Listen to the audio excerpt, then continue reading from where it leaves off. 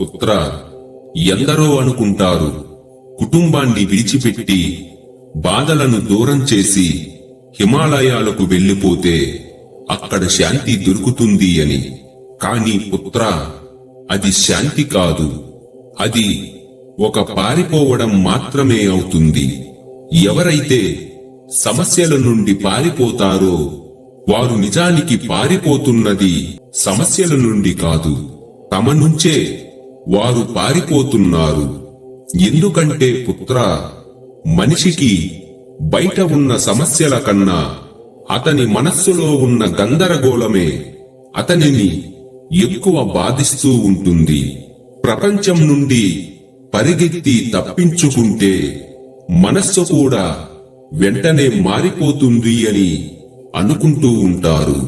కాని పుత్ర, మనస్సు ఎక్కడకు వెళ్ళినా నీ వెంటే వస్తుంది కదా.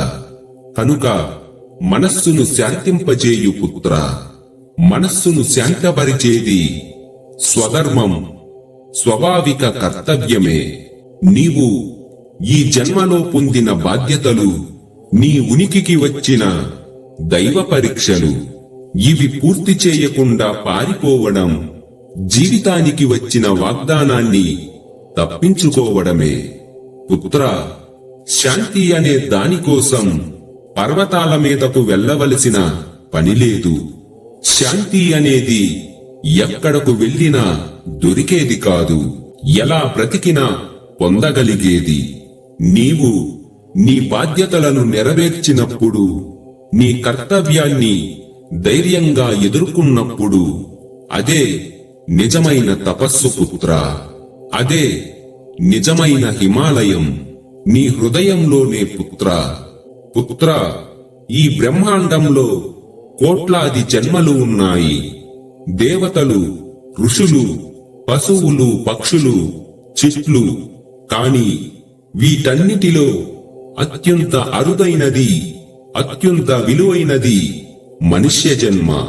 ఆ శరీరం అంత ప్రత్యేకమైనది. పుత్ర, మనుష్య జన్మకు భగవంతుడు ఇచ్చిన అత్యున్నత అవకాశం తప్పును సరిచేసుకునే అవకాశం, పుణ్యాన్ని పెంచుకునే అవకాశం.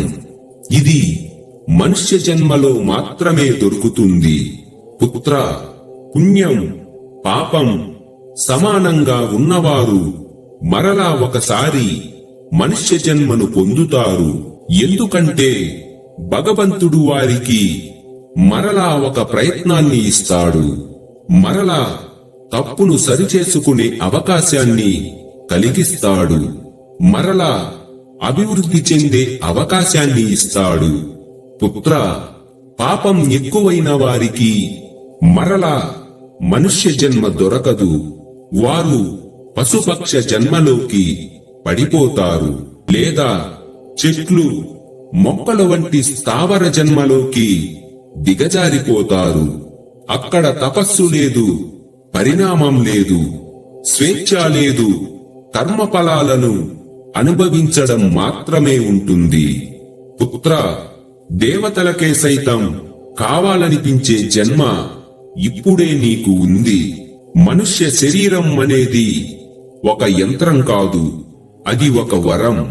ఇది ధ్యానం చేయడానికి, సత్యాన్ని తెలుసుకోవడానికి, పవిత్రతను పెంచుకోవడానికి, ఆ జన్మను ఉన్నతిలోకి మార్చుకోవడానికి భగవంతుడు ఇచ్చిన అపూర్వ సాధనం.